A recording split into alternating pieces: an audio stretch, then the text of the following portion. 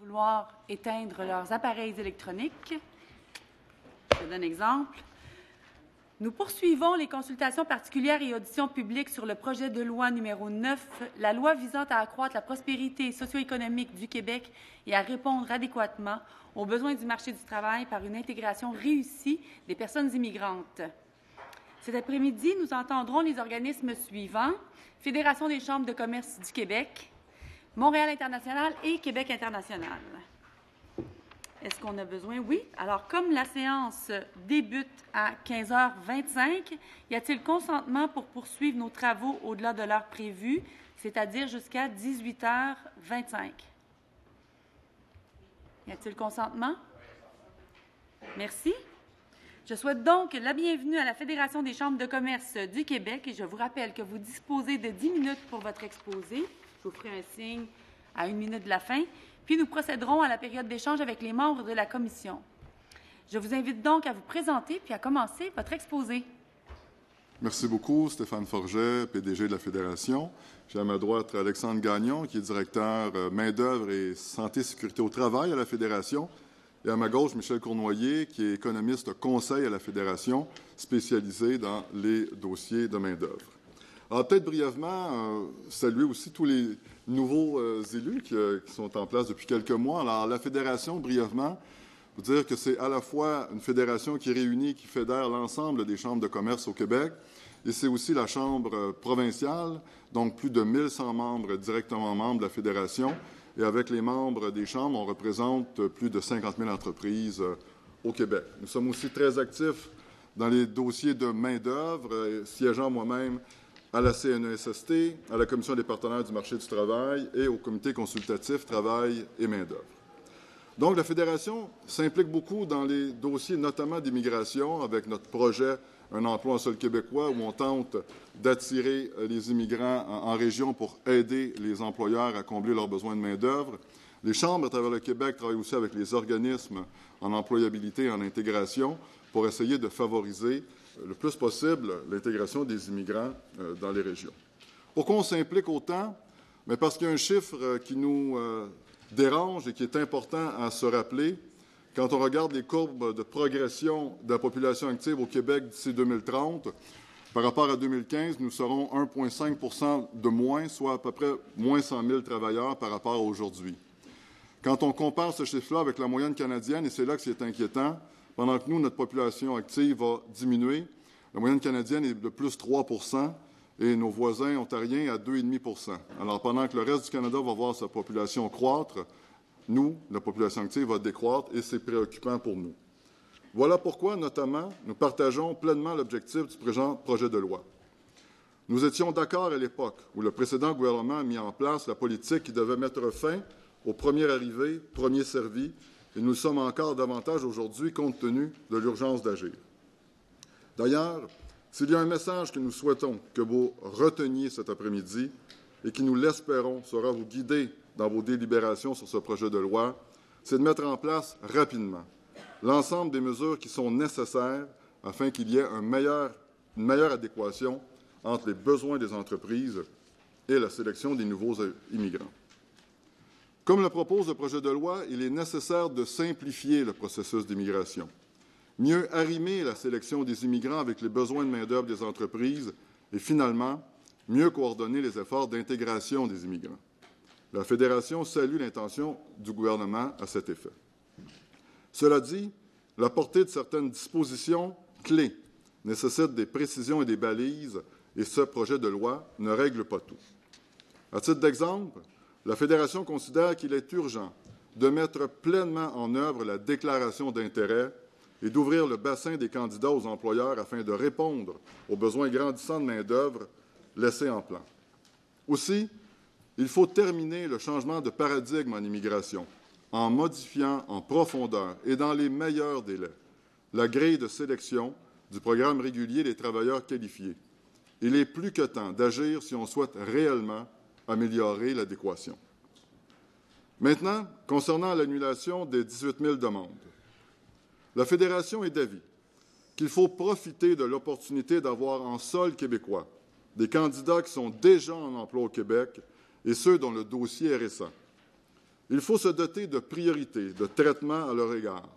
S'en priver, c'est déstabiliser les entreprises qui les emploient déjà ou encore se priver d'un nombre de candidats potentiels important.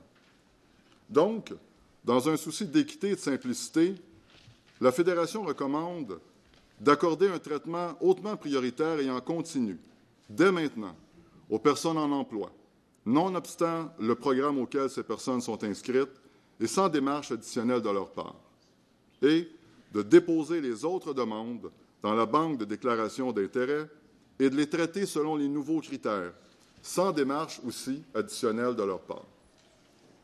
Maintenant, quelques mots sur le débat entourant la connaissance du français.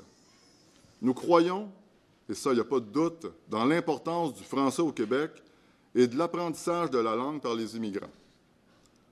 Cependant, et c'est la grande question, doivent-ils le parler parfaitement avant d'arriver en sol québécois?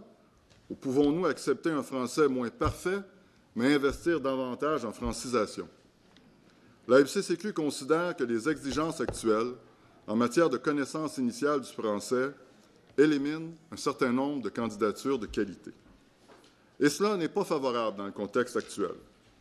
C'est pourquoi nous croyons dans l'intention exprimée dans le présent projet de loi de mettre l'accent sur l'apprentissage du français après l'admission au Québec.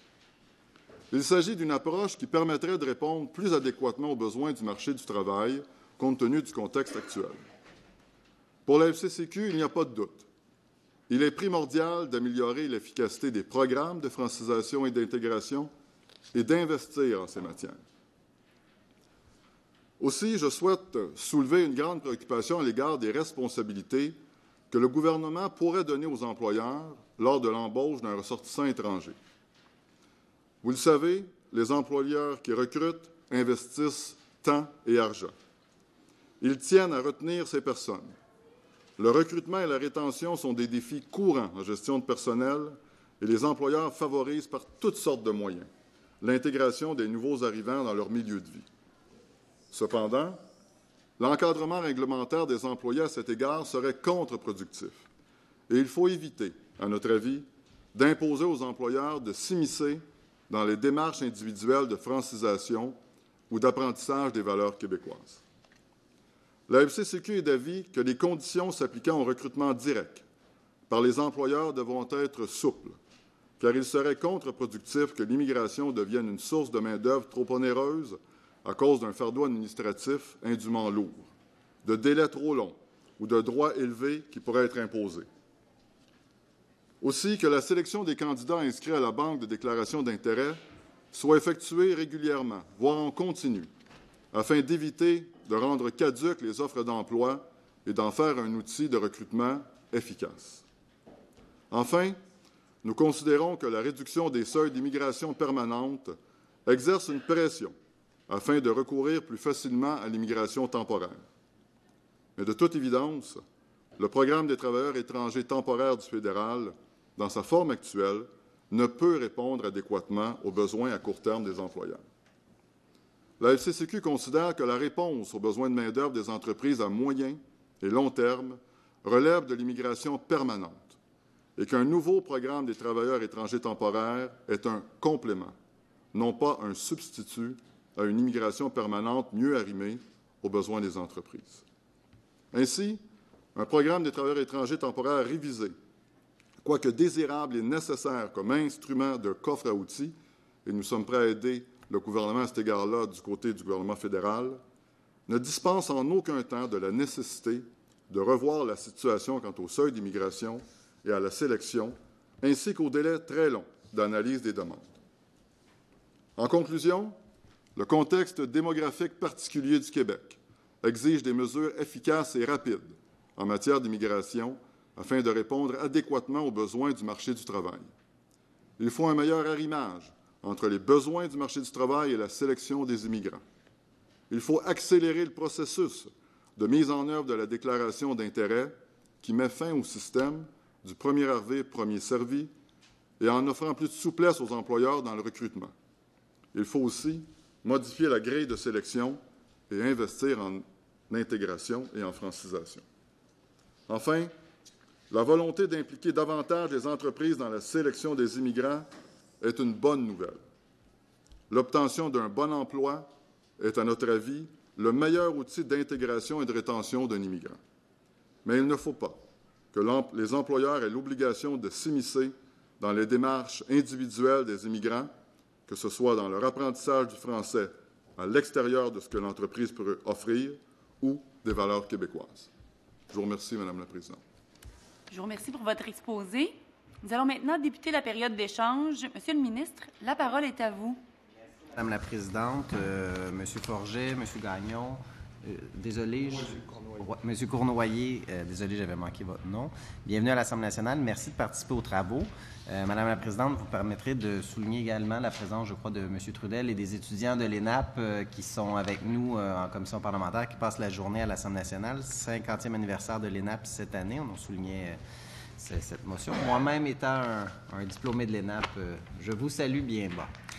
Cela étant dit, je vous remercie pour votre mémoire. D'entrée de jeu, je souhaite peut-être vous rassurer relativement aux conditions qui pourraient être imposées aux employeurs. On ne veut pas imposer des conditions aux employeurs sans le faire en partenariat. Dans le projet de loi, on met en place une habilitation réglementaire pour faire participer l'ensemble des acteurs, notamment les employeurs. Mais l'objectif est vraiment de s'assurer d'avoir tous les outils pour assurer une intégration et une francisation réussie. La Fédération canadienne d'entreprises indépendantes est venue avant vous ce matin, nous a dit sensiblement la même chose aussi.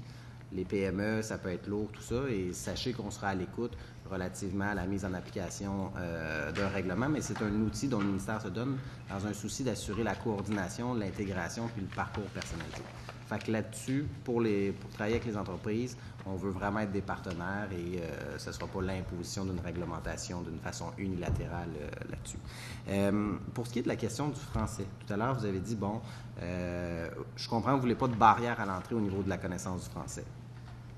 En fait, ce qu'on dit, c'est qu'on pense que c'est un critère qui doit exister, notamment dans la grille de sélection, mais ça ne peut pas être un critère qui vient être tellement important qu'on va passer à côté de candidats importants. Nous, on pense que, dans le contexte actuel, compte tenu des besoins du marché du travail, on est certainement capable d'accueillir au Québec un immigrant qui parle un peu moins bien le français, mais qui va, dans l'entreprise où il va se retrouver ou dans la région où il va se retrouver, avoir des outils ou des moyens pour améliorer son français de façon importante.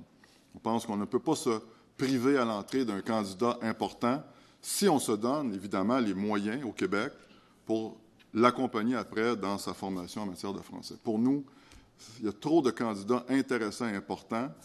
Deuxième élément, c'est dans un contexte où la compétition en matière d'immigration est mondiale, ce serait un peu dommage que le Québec se prive de candidats extrêmement intéressants parce qu'il n'a pas encore atteint un niveau de français qui soit important, comme on le trouve dans la grille actuellement, et que dans certains cas, bien des gens même ici auraient peut-être de la difficulté à passer comme test.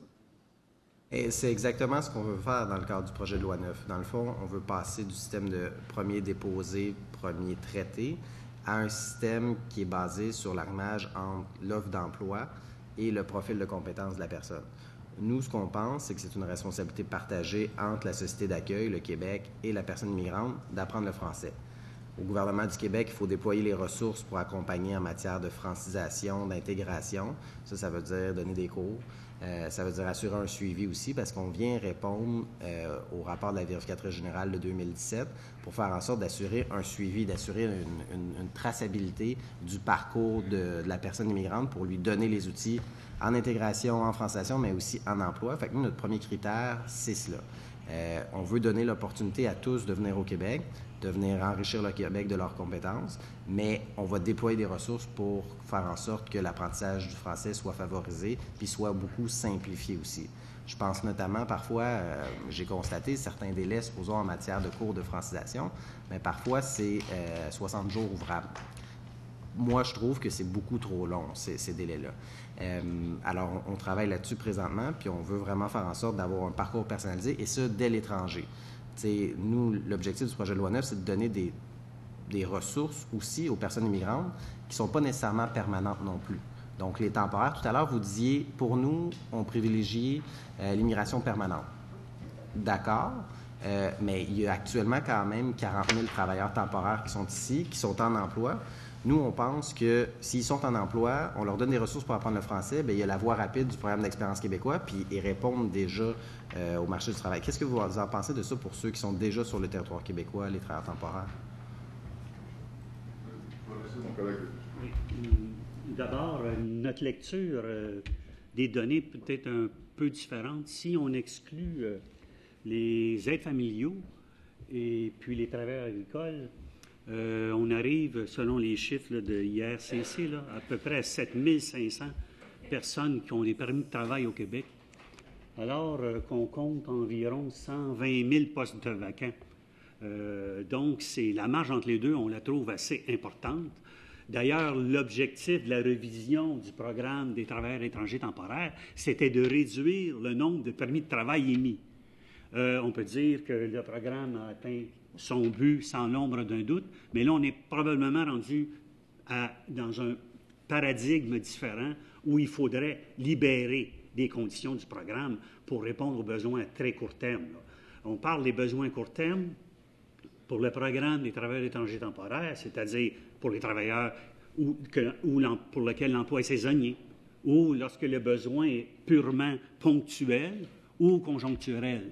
Mais vous savez, dans la plupart des régions au Québec, le besoin de main-d'œuvre il est lié à la croissance, puis il est lié au remplacement de la main-d'œuvre. Et le remplacement de la main-d'œuvre, c'est le vieillissement. Ça, ce n'est pas un besoin temporaire de main-d'œuvre, c'est un besoin permanent de main-d'œuvre. Et c'est pour ça qu'on dit on souhaite que l'immigration permanente réponde. Et le besoin permanent est le besoin dominant. Ce qu'on veut faire, entre autres, en utilisant ARIMA, c'est de réussir à réduire les délais, à les comprimer le plus possible à l'intérieur de 6 mois, puis justement que les employeurs aient accès à ARIMA éventuellement pour qu'il puisse y avoir un maillage entre les offres d'emploi et le profil des candidats. Mais je pense, M. Cournoyer, les chiffres auxquels vous faisiez référence, c'est dans le PTET. Puis dans le fond, les temporaires, ça inclut aussi le PMI, aussi, le permis fédéral. Donc, dans le PMI, il y a comme 38 000 permis de travail aussi. Mais je reviens sur la question de la mobilité régionale. Nous, ce qu'on souhaite faire, entre autres, avec ARIMA, c'est de s'assurer que on puisse faire en sorte que les gens qui ont un désir d'aller en région puissent être repêchés beaucoup plus rapidement et puissent intégrer directement dans la région. Mais il n'est pas question d'obliger quelqu'un dans le cadre du programme d'immigration permanente de demeurer sur le sol, parce que ça, on ne peut pas le faire, de demeurer dans une région distincte. Sur ce fait-là, le fait d'agir de cette façon-là avec la régionalisation de l'immigration, qu'est-ce que vous en pensez? Est-ce que vous êtes favorable au fait qu'on priorise les emplois qui sont disponibles dans les différentes régions? La réponse, c'est qu'il faut trouver le moyen d'attirer plus d'immigrants en région. On le voit avec, comme je le mentionnais plus tôt, avec notre projet d'emploi en sol québécois. La capacité de... Vous savez, il y a 86 % des immigrants qui arrivent au Québec qui s'installent dans la région de Montréal. 55 % des postes à combler sont à l'extérieur de la région de Montréal. Donc, on a tout un défi, puis un défi de demander à une famille de se déraciner à nouveau après qu'elle se soit, un temps soit peu, enracinée à Montréal. Ça, c'est le premier élément. Donc, il faut tout faire pour essayer de favoriser la volonté des gens d'aller en région. Déjà, dans le projet de loi 9, d'avoir une meilleure idée où sont les immigrants une fois qu'on a accepté qu'ils viennent vivre au Québec, c'est déjà un gain important parce qu'actuellement, quand on a lancé le projet d'emploi sur le Québécois, on a essayé de savoir où ils étaient, les immigrants qui sont à Montréal, au Québec depuis moins de 5 ans, et c'est à peu près impossible de savoir où ils se trouvent. Alors déjà, dans le projet de loi 9, de faire ça, ce sera un pas dans la bonne direction. Deuxièmement, oui, on est favorable à l'idée de favoriser les gens dans la déclaration d'intérêt dans le système ARIMA qui vont rapidement être en mesure de répondre aux besoins du marché du travail. Et ces besoins-là sont, oui, en grande partie en région. 55 % des postes à combler sont à l'extérieur de Montréal, mais ils sont aussi dans la région de Montréal. Donc, pour répondre simplement à votre question, on est favorable à ce qu'on intéresse davantage d'immigrants à aller en région, mais il faut en même temps à la fois être prudent pour ne pas que le besoin dans la grande région de Montréal, par exemple, se voit pénalisé par la décision de favoriser seulement ou en priorité ceux qui choisiront dans la région. Donc là, le défi que vous avez, qu'on a, c'est de trouver un équilibre. Et je pense que de trouver les bons critères pour choisir les immigrants qui vont bien répondre à nos besoins en région et dans la région de Montréal va être la meilleure solution. Parce que si on fait juste favoriser ceux qui vont vouloir aller, je ne sais pas où, à Sept-Îles ou peu importe où, mais là, on va pénaliser les entreprises de Montréal qui ont des besoins aussi. Et ça, il faut être sensible à ça. Je vais peut-être ajouter un petit point là-dessus. Le meilleur moyen d'arriver à une régionalisation qui va être idéale puis de maintenir les immigrants en région, ça va être clairement de faire ce qu'on appelle le recrutement direct, donc de permettre le maillage entre l'entreprise et le candidat à l'immigration avant même qu'il arrive au Québec. Si, lorsque il dépose sa candidature, il sait déjà qu'il y a un emploi qui l'attend en Gaspésie et de la Madeleine, il va y aller avec sa famille et à ce moment-là, le maillage va être idéal, va être parfait. On s'assure d'une rétention à long terme de cet immigrant-là. En fait, simplement pour vous rassurer, c'est exactement là où on s'en va, pour s'assurer de faire en sorte que dès l'étranger, on s'assure qu'il y ait un maillage entre l'offre d'emploi puis le profil de la personne. Mais je comprends que généralement, vous êtes d'accord à ce qu'on migre vers la déclaration d'intérêt puis qu'on accueille des gens qui ont un emploi puis qu'il y ait un lien entre le profil du candidat puis l'offre d'emploi. Déclaration d'intérêt, recrutement direct des employeurs le plus rapidement possible, parce qu'on doit se comparer dans la vie, et vous le savez aussi bien que nous. Depuis 2015, le programme Entrée Express existe dans le reste du Canada. Il y a un projet pilote dans les provinces de l'Atlantique. On est en compétition avec le reste du Canada sur l'accueil des immigrants. Alors, le plus vite on va passer de l'un à l'autre, le mieux ce sera. Oui. J'ajouterais aussi que dans le contexte de la déclaration d'intérêt et du recrutement direct, il faudrait que la sélection ou l'appel de candidats, parce qu'il y aura des appels périodiques, parce qu'ils sont périodiques, mais il va s'écouler un laps de temps. Et un offre d'emploi, ça peut venir caduque. C'est dans le sens qu'un employeur a besoin de faire exécuter les tâches et il va recruter autrement. Et donc, ce qui serait encore plus préférable, c'est la déclaration d'intérêt, le recrutement direct en continu. Aussitôt qu'une personne est recrutée lors d'un poste, on n'attend pas de faire un appel de candidat dans la déclaration d'intérêt, mais cette personne-là est acceptée sur une base continue. Et puis, M. Forget, vous faites référence au fédéral avec Entrée Express, la réduction de leur délai, mais pour arriver à cette réduction de délai-là, le gouvernement fédéral fait exactement la même chose que le gouvernement du Québec est en train de faire. Donc, vous êtes d'accord à ce qu'on procède comme le gouvernement fédéral a fait avec son inventaire de dossiers? Vous parlez des 100 000 dossiers. En fait... Des 100 000 dossiers, comme nous, ce qu'on fait, c'est le remboursement des 18 000 dossiers. Sur ce point-là, comme on l'a mentionné, puis vous allez le voir dans notre mémoire, je pense qu'on n'est pas sûr est-ce qu'on doit abandonner ou pas les dossiers. Ce qu'on dit, c'est comment on fait pour que rapidement, notamment parmi ces gens-là, ceux qui sont en emploi ici déjà au Québec, comment on peut faire pour que rapidement on puisse procéder. Deuxièmement, ceux qui ont fait des demandes récentes, qu'on puisse les traiter rapidement et qu'on transfère dans les meilleurs délais l'ensemble de ces dossiers-là dans le nouveau système, sachant qu'il y en a un certain nombre qui est probablement déjà caduques. Alors, nous, on n'est pas sûr, est-ce qu'on doit les fermer, les rembourser, puis on oublie ça. Je pense que l'idée, c'est les quelques 3 000 qui sont déjà ici, agissons rapidement, parce que, comme je le mentionnais tantôt, il y a beaucoup d'entreprises là, qui se disent « Qu'est-ce qui va arriver avec ces employés-là que j'ai chez moi actuellement? » Ça, c'est un élément. Il y a les étudiants qui sont ici aussi.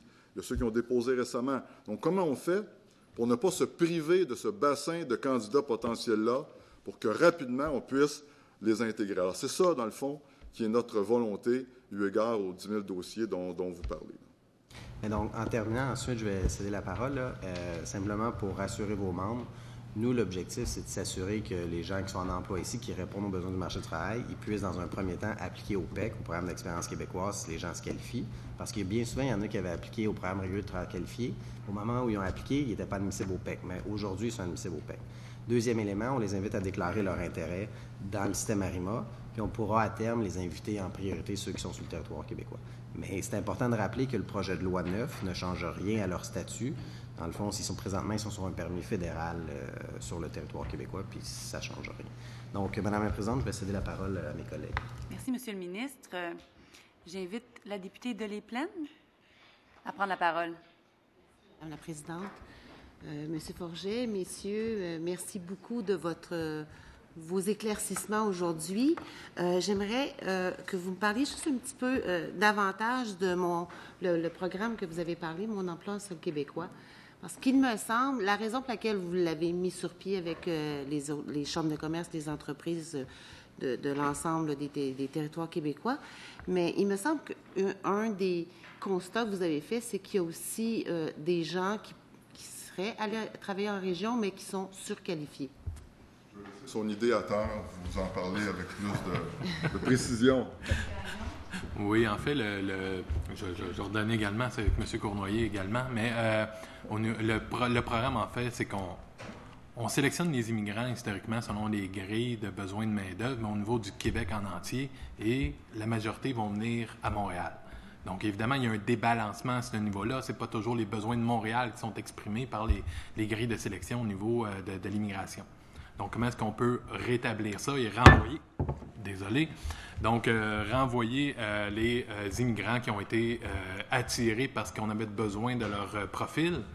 Donc, c'était de leur faire rencontrer, de leur faire visiter, avec un peu d'eau, les régions du Québec. Et donc, ce qu'on fait, c'est qu'on les prend, on fait un maillage entre les entreprises qu'on sélectionne en région avec les immigrants qui sont à Montréal, qui sont intéressés par la régionalisation, et on les amène découvrir les régions, passer des entrevues avec les entreprises, évidemment.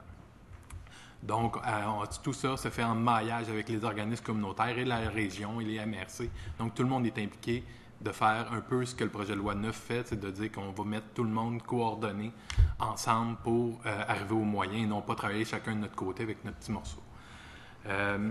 Donc, c'est comme ça que s'organise l'emploi en sol québécois qui jusqu'à maintenant atteint de très bons résultats. Je ne sais pas si ça répond à vos questions. Mais je ne me trompe pas, mais en amont, vous vous êtes rendu compte aussi que l'arrimage, pour faire un mauvais jeu de mots, l'arrimage n'était pas nécessairement bon parce qu'il y a beaucoup de gens qui étaient surqualifiés quand ils arrivaient en région par rapport au type de poste. Je pense à la Naudière, en l'occurrence, là, où ils arrivaient en région et les postes qui étaient offerts n'étaient pas à la... D'ailleurs, il arrive en région, quand les entrevues se font, on s'est posé la question pourquoi un certain nombre d'immigrants qui allaient passer les entrevues en région revenaient sans offre d'emploi. Et dans un certain nombre de cas, l'employeur disait « Je préfère ne pas l'embaucher, compte tenu de ses surqualifications, j'ai peur qu'il ne reste pas. » Alors effectivement, dans certains cas, on doit travailler pour trouver, parce que les employeurs nous définissent leurs besoins, puis on cherche les immigrants qui répondent à ces besoins-là. Mais lorsque c'est des gens qui sont surqualifiés, il peut y avoir une certaine préoccupation, réticence chez un employeur de crainte de ne pas être capable de garder cette personne-là en emploi. Je vais rajouter un petit point sur ce point. En fait, l'essence même de la surqualification des immigrants, on l'exprime depuis plusieurs années. Il y a un travail important que même avec le projet de loi 9, il va rester à faire, qui est la grille de sélection. On donne des points de façon importante au niveau du niveau de scolarité.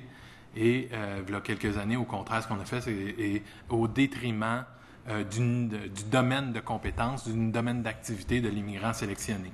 Donc, à ce niveau-là, ça nous amène par la force des choses à favoriser quelqu'un avec une maîtrise plutôt que quelqu'un avec une technique en usinage, par exemple, alors qu'il y a des besoins importants au niveau de l'usinage dans certaines régions. Je vais laisser mes collègues poursuivre. Merci. Merci beaucoup. Je comprends que le député de Beauce-Sud veut prendre la parole, mais il y a eu un consentement ce matin pour votre remplacement. Est-ce qu'il y a consentement pour que le député de Beauce-Sud participe de nouveau? Il y a consentement? Je vous invite à prendre la parole. Merci beaucoup, Madame la Présidente. Je dispose de combien de temps qu'il reste à la partie gouvernement? 5 minutes 25. 5 minutes. Alors, je vais saluer quand même les collègues de l'opposition officielle, également les collègues du deuxième groupe et du troisième groupe d'opposition. Très content d'être ici avec vous pour étudier un projet de loi qui est fondamental, qui est très important. Vous avez parlé justement de la surqualification que certains employeurs peuvent vivre. Vous êtes représentant des entreprises au Québec, en quelque sorte. Est-ce que vous jugez que nos directeurs en ressources humaines, que nos conseillers en ressources humaines dans nos entreprises au Québec sont suffisamment préparés, y compris à ces nouveaux défis de main-d'œuvre-là. Que ce soit l'élaboration de plans de carrière rapides lorsque des gens issus de l'immigration arrivent en entreprise, afin de s'assurer que, oui, ils soient heureux dans leur vie de tous les jours, mais qu'ils soient heureux au travail et que ça va faire en sorte, justement, qu'ils demeurent au Québec et qu'ils demeurent en entreprise. Est-ce qu'il y a un travail qui est fait avec les institutions scolaires, par exemple, avec l'Ordre des conseillers en ressources humaines, pour s'assurer qu'il y ait réellement un plan de carrière, mais un objectif à long terme pour s'assurer que ces gens-là puissent demeurer en entreprise? Puis je dis ces gens-là, ces défis de main-d'œuvre sont partout, là, y compris pour celles et ceux qui ont une formation très précise dans un domaine. Mais je me pose la question, bien honnêtement. Je vais vous dire une brève réponse. Je vais laisser Michel, qui, je pense, a beaucoup d'intérêt à vous répondre à cette question-là. Je vous dirais que le premier défi qu'on a, c'est qu'il n'y a pas beaucoup d'entreprises au Québec qui ont un directeur des ressources humaines. Et une des raisons pour laquelle on développe des projets, c'est justement parce que les employeurs se retrouvent bien souvent avec l'ensemble des défis, des enjeux, que ce soit transformer leur entreprise, de trouver le personnel dont on a besoin, de chercher des contrats, etc., etc. Donc, un des grands défis qu'on a, c'est notre capacité collective d'accompagner les employeurs, et c'est-à-dire tous ceux qui n'ont pas les moyens ou la capacité d'avoir des spécialistes autour d'eux qui peuvent répondre à leurs besoins en ressources humaines. Oui. J'ajouterais peut-être la dimension de l'action au niveau de la sélection de la personne immigrante, parce que c'est là que ça commence. On a un modèle, le modèle que j'appellerais peut-être le modèle administration publique, où c'est une personne, un fonctionnaire, qui fait la sélection, mais cette personne-là n'a jamais géré une PME, n'a jamais fait de sélection de personnel, mais va sélectionner l'immigrant en fonction d'un besoin qu'elle perçoit. Et souvent, quand on a une mission à l'étranger, c'est d'être perçu. Et puis, elle va livrer aussi un message sur une réalité qui est assez éloignée de son quotidien. Nous, en recrutement direct, ce qu'on préfère, c'est de laisser cette tâche-là à des gens dont c'est le pain et le beurre à tous les jours de faire du recrutement. Parce qu'ils sont dans l'entreprise, parce qu'ils recrutent selon leurs besoins. Et on pense qu'ils ont les moyens outillés, le jugement, pour accomplir une tâche de manière efficace. Et il est tout là le défi également qu'à travers toutes les tâches qu'un propriétaire d'entreprise peut avoir, de se rappeler l'important qu'une fois qu'on a embauché quelqu'un, qu'il soit issu de l'immigration ou non, cette rétention-là, ce plan de carrière-là, ce plan de match-là, il doit être fait. Et très malheureusement, il n'est pas fait. On est bien content, on embauche l'employé, ça fonctionne bien, on va être capable de remplir notre contrat, mais on n'a pas un plan annuel ou à long terme. C'est ce qui fait en sorte que parfois cette personne-là peut se décourager, quitte le pays ou décide de changer d'emploi tout simplement. Alors le bonheur à l'emploi, il se doit d'être rappelé, puis particulièrement aussi dans un secteur comme le manufacturier, où il y a de gros défis d'obtention de contrats, de livrables, etc., de s'assurer qu'il puisse avoir un travail qui est fait à ce niveau-là. Alors si votre fédération y travaille déjà, bien tant mieux. Sinon, je pense que les acteurs politiques doivent s'y engager également. Il y a l'intégration dans la communauté. Et on le voit dans le programme Un emploi seul québécois, quand ils sont 25 ou 30 dans l'autobus ou dans l'avion pour aller en Abitibi ou dans l'autobus pour aller peu importe où au Québec, ils se créent un effet de groupe. Ils n'ont plus l'impression d'être seuls. Ils se questionnent entre eux. Est-ce que tu viendrais, toi, j'ai hâte? Comment tu as aimé l'école? Penses-tu que ta famille, elle viendrait? Moi, je suis en train de... Alors, ils se créent une dynamique de groupe. Et c'est toute la différence entre partir seul pour aller essayer de se dénicher un emploi quelque part au Québec, puis la capacité d'avoir le sentiment qu'on n'est pas laissé à nous-mêmes. Et ça, je pense que ça aussi, c'est fondamental dans la dynamique autour de l'intégration des immigrants au Québec. Il reste 1 minute au gouvernement. Oui, vous voulez rajouter, M. Gagnon? Je vais y aller parce que la question était quand même plus générale qu'effectivement qu'au niveau des immigrants, là. Il y a quand même une initiative qui a été amorcée, qui est encore à se terminer, afin d'accompagner davantage les employeurs au niveau des ressources humaines. Service Québec qui est en train d'être déployé à l'ensemble des régions, et davantage de conseillers aux entreprises. C'est une bonne initiative. Il va falloir peut-être plus que ça. Il va falloir davantage d'initiatives. Actuellement, des offres de programmes de soutien aux employeurs, il y en a beaucoup. Ils ne sont pas connus, ils ne sont pas nécessairement amenés auprès des employeurs. Les employeurs n'ont pas nécessairement le temps de rechercher ces initiatives-là. Il faut qu'il y ait quelqu'un qui prenne le bâton de pèlerin pour les amener à connaître l'ensemble des offres de services qui sont à leur disposition. Et c'est à ce niveau-là qu'il faudrait peut-être travailler à ce moment-ci. Merci. Merci. Je cède la parole maintenant à la députée de Saint-Henri-Sainte-Anne. Merci, Madame la Présidente, et je remercie les personnes représentant la Fédération. Encore une fois, on a eu par le passé de nombreux échanges de point de vue économique, donc bien content de vous voir aujourd'hui. Écoutez, j'étais aussi satisfaite de voir que vous prenez de manière sérieuse la question de l'immigration permanente et que dans le long terme, on n'a pas le choix, en termes de développement économique, de considérer une immigration de long terme et que la solution, ça ne peut pas être le temporaire. Ça peut être une mesure qui accompagne, qui est là, mais elle ne peut pas être la mesure phare pour développer l'économie du Québec. J'aimerais vous entendre. La semaine dernière, on a entendu que dans les 18 000 dossiers qui sont en train d'être traités par le ministère de l'Immigration suite au jugement, il y aurait environ 400 dossiers. Sur les 90 000 qui sont présentement dans Arima, plus les 18 000, il y aura environ 400 dossiers cette année qui seraient traités. Ce qui voudrait dire que dans les 10 prochains mois, il n'y aura pas de dossiers traités au-delà de ces 400-là. C'est ça qu'on comprend. J'aimerais avoir votre réaction par rapport à ça et les impacts que ça pourrait avoir et les conséquences qu'on devrait envisager pour 2020, par exemple. Bien, je vais débuter, puis après ça, on pourra suivre. Je vous dirais, puis je l'ai mentionné d'entrée de jeu, il faut que vos délibérations servent à faire en sorte qu'on puisse mettre le plus rapidement en place tous les moyens nécessaires pour qu'on puisse recruter rapidement les immigrants dont on a besoin au Québec. Et ça, c'est fondamental. Le nombre de 400, nous, on a bon espoir qu'Arima, qui a été mis en place l'an passé, qu'Arima peut donner de bons résultats, mais il faut qu'on agisse rapidement. Il faut qu'on le démarre. Là, les gens s'inscrivent dans Arima, mais pour le moment, il n'y a pas de dossier traité beaucoup pour toutes sortes de raisons, peut-être qui s'expliquent. Le projet de loi qui doit être adopté, etc. J'en suis pas sur la mécanique. J'en suis sur le fait qu'il faut qu'on arrive rapidement à libérer le plus possible des immigrants qui vont correspondre à nos besoins. C'est pour ça qu'on a parlé des travailleurs qui sont déjà en emploi, qu'on a parlé des postes récents. C'est pour ça qu'on est prêt à travailler pour qu'on modifie le programme des travailleurs étrangers temporaires parce que ça répond aussi à un besoin. Il faut travailler sur plusieurs fronts à la fois, mais il faut rapidement rattraper le retard qu'on a pris en matière de sélection des immigrants au Québec. Ça, pour nous, c'est fondamental. Oui, allez-y, je vous en prie. En fait, effectivement, il va y avoir un délai en acceptant peut-être uniquement 400 dossiers.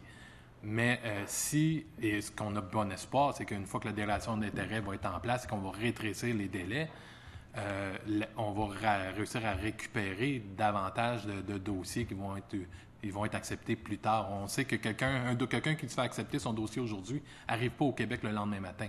Il y a un délai de toute façon. Donc, il faut s'assurer que tout au moins, si on est limité avec ces 400 dossiers-là, l'année prochaine, qu'on accélère de façon importante les acceptations de dossiers. Vous comprenez que traiter 18 000 dossiers, ça peut se faire en un an. Ça a déjà été fait dans le ministère par le passé. Ça peut se faire en un an. Donc, ce que vous dites, c'est que en prenant 400 dossiers cette année, les 18 000 dossiers, on les fait attendre encore un an. Il n'y a pas de 6 mois. Là. Il y a minimum un an d'attente par rapport au traitement de tout cela. L'approche qu'on a voulu privilégier s'appuie d'ailleurs sur un article de la loi sur l'immigration déjà en vigueur qui dit que le ministre peut déterminer des priorités de traitement. Et or, de notre point de vue, la priorité de traitement, et puis ça semble être, c'est le titre de la loi, la priorité de traitement, c'est le besoin économique, c'est le besoin de main-d'œuvre. Bien, il y a des indices dans les dossiers. Bien, traitons ces dossiers-là. Nous ne nous obligeons pas à traiter tous si on ne peut pas. Mais on peut certainement, le ministre a les pouvoirs de déterminer des priorités. Donc, c'est l'approche qu'on a préférée parce que les données qu'on a en main sur le nombre, on en apprend tous les jours là, sur le nombre des 18 000, comment ça se répartit à travers les années. On n'en sait pas assez pour vous donner une réponse. Mais ce qu'on sait, c'est que la priorité, c'est de répondre aux besoins de main-d'œuvre. Parfait. Est-ce que vous voulez... Je vais céder la parole à mes collègues, puis je vais revenir par la suite. Alors, allez-y. J'invite la députée de... Bourassa-Sauvé. Parfait, merci. J'aimerais savoir quel est le point de vue de l'employeur pour ce qui est des conditions à la résidence permanente. Dans le projet de loi, on peut comprendre qu'il y aurait peut-être des tests de valeur, des tests de français. Est-ce que pour un entrepreneur... accueillir quelqu'un comme ça, sachant que la résidence permanente et plus permanente est conditionnelle à quelque chose, Est-ce que c'est un peu rébarbatif? En tout cas, comment l'entrepreneur perçoit ça, selon vous? Comme je le mentionnais plus tôt, puis bon, le ministre nous a donné une réponse aussi, c'est certain que les employeurs ne souhaitent pas avoir une responsabilité à cet égard-là, de dire si, de façon fictive, là, il y a une obligation liée à la résidence permanente et que la personne décide d'être mobile puis de se déplacer, on ne peut pas imaginer que les employeurs commencent à avoir à signaler un numéro de téléphone pour dire bien, ça fait 2 semaines que l'employé n'est pas revenu au travail puis je ne sais pas où il est. Alors, donc, je fais une image fictive pour dire qu'on ne peut pas exiger des employeurs d'avoir une responsabilité à cet égard-là. Je pense que les employeurs ont une responsabilité d'accompagner le travailleur pour qu'il s'intègre, pour qu'il ait un meilleur français, qu'on trouve des moyens pour que l'apprentissage du français se passe en entreprise ou avec un certain nombre d'employeurs. Donc, il y a toutes sortes de méthodes qu'on peut mettre de l'avant. Mais les employeurs nous ont tous dit la même chose. On ne peut pas nous imposer une responsabilité à cet égard-là. Et j'ai bien entendu M. le ministre tantôt, mais vous comprendrez, sur tout le respect que j'ai pour le législateur, qu'on est toujours un peu préoccupé, et ça depuis toujours, lorsqu'on voit dans un projet de loi arriver quelque chose qui viendra un jour par règlement. Parce que ça, pour nous, il n'y a rien de plus incertain qu'un règlement potentiel. Alors, et ce n'est pas spécifique au ministre aujourd'hui, c'est vrai pour l'ensemble des projets de loi qu'on étudie depuis toujours. Donc, on est toujours un peu préoccupé par les éventuels projets de règlement, bien qu'on est heureux d'entendre les ministres quand ils nous rassurent sur leurs intentions. Donc, évidemment, l'employeur n'aime pas avoir l'épée de Damoclès d'un TS ou de quoi que ce soit en bout de ligne. Il préférerait une résidence permanente claire. Ça ne devrait pas lui incomber, ça. C'est ça, ça ne devrait pas lui incomber. Il ne devrait pas perdre son employé à cause de ça. Oui.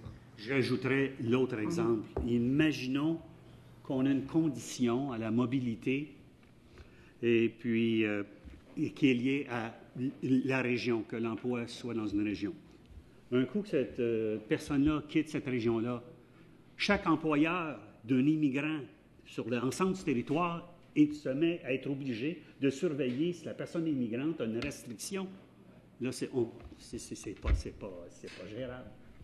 Et de là aussi, bien, justement, j'ai eu ces discussions-là pour ce qui est de votre programme Expérience en sol québécois. J'ai même quelqu'un de votre organisation qui est venu chez nous. On a eu des organismes communautaires qui ont participé à la discussion. Je comprends qu'il y a peut-être environ plusieurs centaines, peut-être 400, 450 immigrants qui ont participé jusqu'à maintenant au programme, mais il y en a seulement 34, finalement, qui sont placés en région. Les gens étaient craintifs, ils se disaient qu'on va arriver. Est-ce qu'il y a un problème d'intégration? Ils craignent de ne pas être bien accompagnés. Selon votre expérience, qu'est-ce qu'il faudrait faire pour bien accompagner l'immigrant qui va en région? Je vous dirais tout d'abord que les 34 dont vous faites mention, c'est dans la première phase de projet pilote, alors qui nous a permis d'ajuster les choses. Là, on commence à partir de très bientôt. D'ici juin, il y aura 20 autres visites en région. Donc, il y a eu tout un ajustement à faire. Puis le défi aussi, c'est de trouver les immigrants dans un premier temps. Après ça, qui viennent. Après ça, c'est d'assurer le suivi avec eux. Alors là, il y a eu tout un arrimage à faire. Mais pour répondre plus spécifiquement à votre question, j'invite Alexandre à y... Oui, en effet, Stéphane l'a mentionné, notre grande préoccupation a été de rejoindre les immigrants. Okay? C'est vraiment la grande difficulté. C'est pas l'enjeu actuellement n'est pas de trouver des employeurs qui sont ouverts à accueillir des personnes immigrantes chez eux. Au contraire, ça, c'est très facile. La difficulté, c'est de rejoindre les immigrants et à ce niveau-là, il faut le donner au projet de loi. Il mentionne des articles importants qui vont nous permettre de mieux suivre les immigrants, de mieux les rejoindre, de mieux savoir où est-ce qu'ils sont rendus. Donc, à ce niveau-là, il y a eu un enjeu et on l'a mentionné tout à l'heure au niveau de la surqualification. Et donc, le match parfait là, au niveau du profil des immigrants qui viennent au Québec rend ça encore plus compliqué au niveau de la sélection, de l'arrimage. Je suis juste curieuse, quelle part doit jouer l'entrepreneur pour franciser, pour intégrer? Quelle part doit-il jouer? Quelle part doit jouer les organismes communautaires, selon vous, avec l'expérience que vous avez avec expérience en sol québécois? En fait, on continue de prétendre qu'il faut investir davantage en francisation parce que si on est d'accord avec le fait qu'on peut accueillir des immigrants qui sont peut-être un français moins impeccable, il faut investir. Après ça, le défi, c'est en entreprise. Et là, il y a toutes sortes de formules qui se développent et c'est là qu'il va falloir que tout le monde ait un accompagnement. Parce que une grande entreprise, j'ai Peerless en tête, qui a un succès phénoménal avec la francisation en entreprise de leurs employés. C'est une grande entreprise qui a des moyens, qui a des ressources, qui a des espaces, ce qui n'est pas le cas de toutes les entreprises. Alors là, il va falloir qu'on soit créatif. Les commissions scolaires ont des projets pour accompagner les entreprises. Il y a le secteur privé qui peut jouer un rôle. On peut essayer de faire en sorte qu'un certain nombre d'entreprises se regroupent pour trouver des moyens de former les immigrants en francisation. Donc, je pense que les employeurs ont tout intérêt à ce que leur employé parle bien français parce que c'est le contexte dans lequel on évolue. Ils ont besoin d'accompagnement, besoin d'appui, ils ont besoin d'aide. Puis pensons dans le secteur du commerce de détail, c'est un bel exemple, ou bon, même dans d'autres secteurs. Ceci étant dit, on ne pourra pas leur imposer la responsabilité qu'au terme de leur expérience professionnelle dans leur entreprise, ils soient responsables du résultat au test de français qui pourrait être éventuellement donné par le gouvernement. Alors, donc, je pense que le milieu de travail est un endroit parfait pour aider un immigrant à s'intégrer et à parler français. Maintenant, on est plus en mode accompagner les entreprises qu'en mode imposer des restrictions aux entreprises. Il y a besoin de soutien de la part du gouvernement, un bon soutien.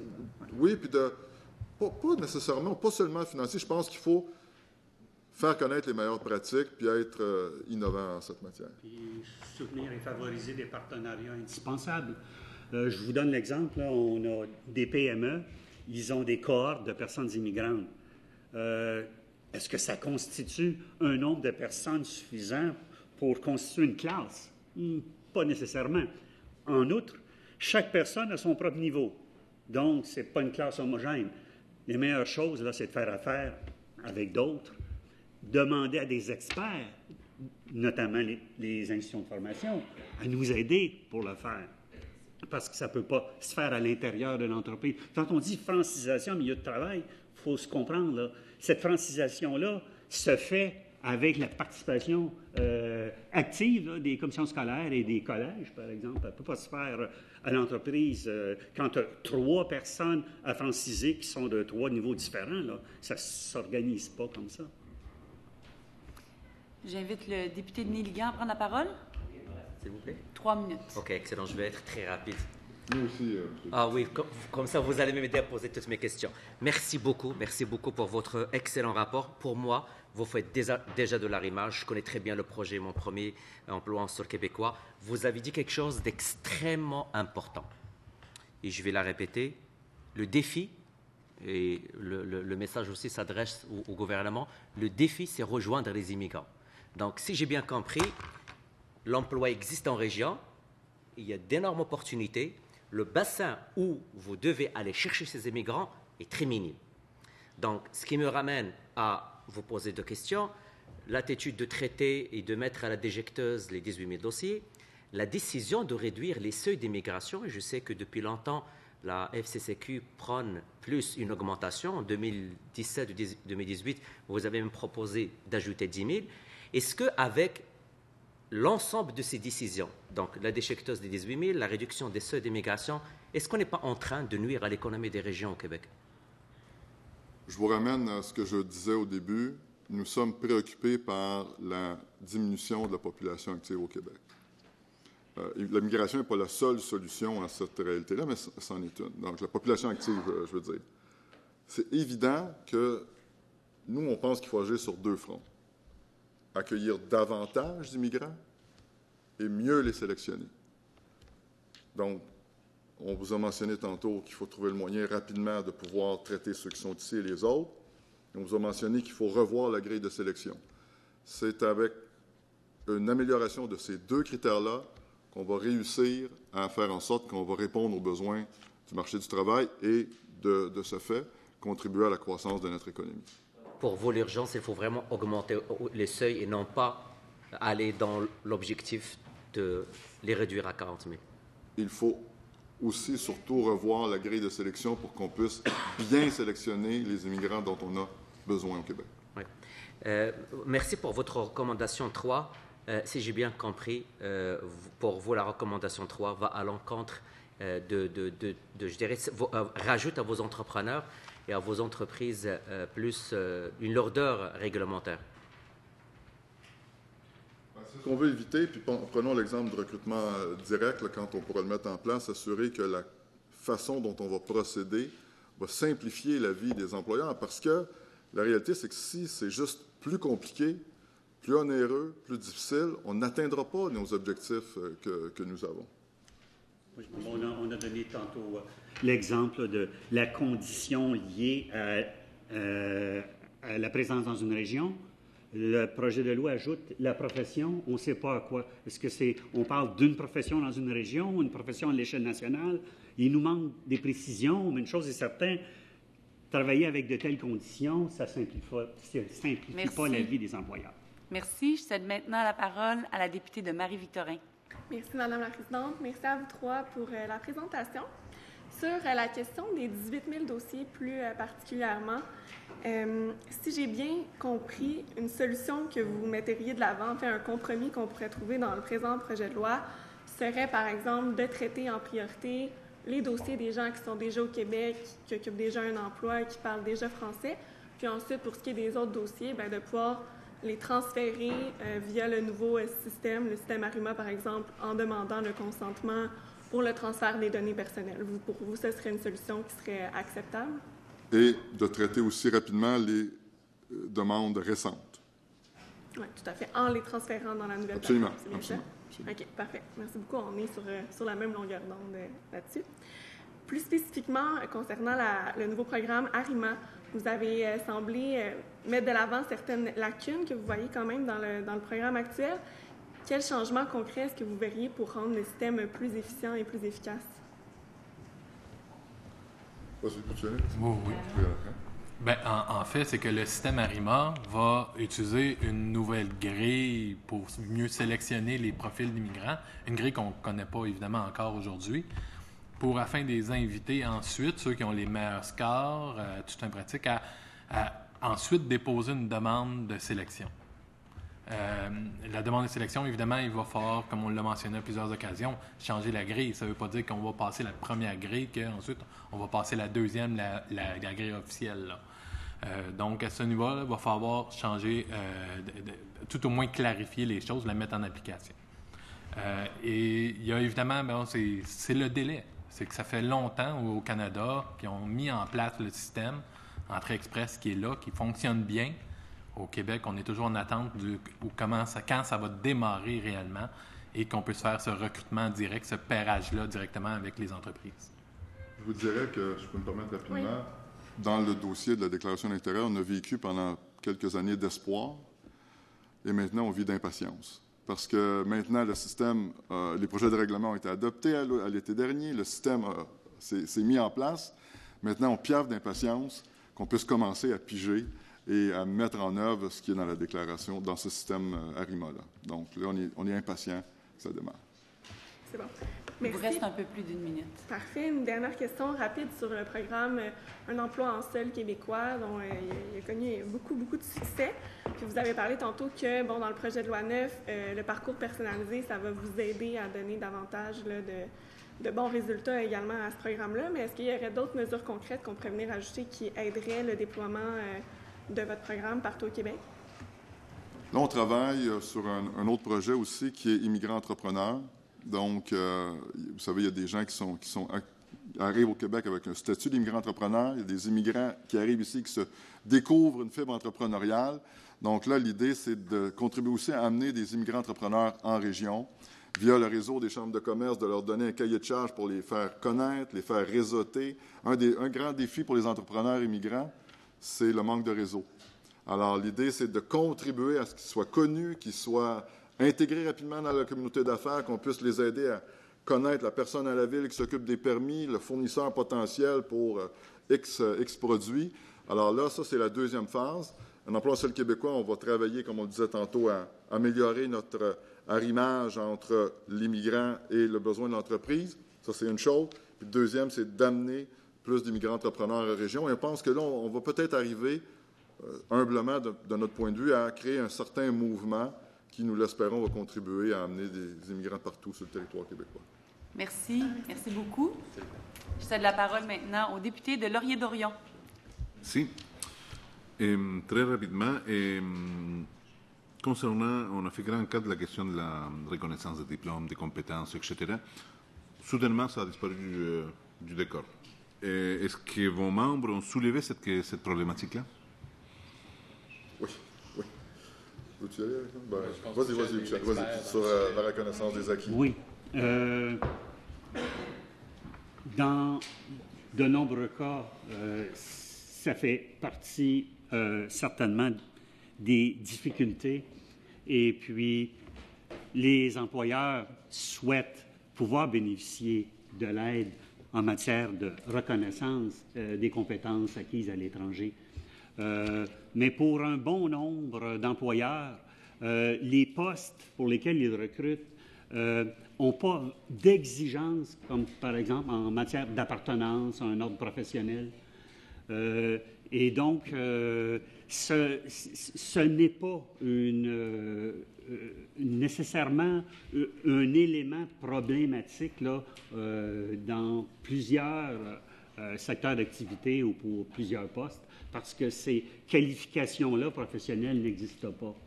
Mais il y a certainement la problématique de mettre en valeur les acquis expérientiels, comme on dit, les compétences acquises à l'étranger, par des services appropriés là, de reconnaissance des compétences. Sur ce point, effectivement, ça a été soulevé. Ça fait plusieurs années qu'il y a des travaux qui sont en cours au niveau de la reconnaissance des acquis. Les milieux d'enseignement ont développé une expertise à ce niveau-là. Il y a la création d'un organisme qui s'appelle Qualification Québec, qui est là pour épauler cette qualification, pour renvoyer les immigrants vers les bonnes places afin de faire reconnaître leur diplôme.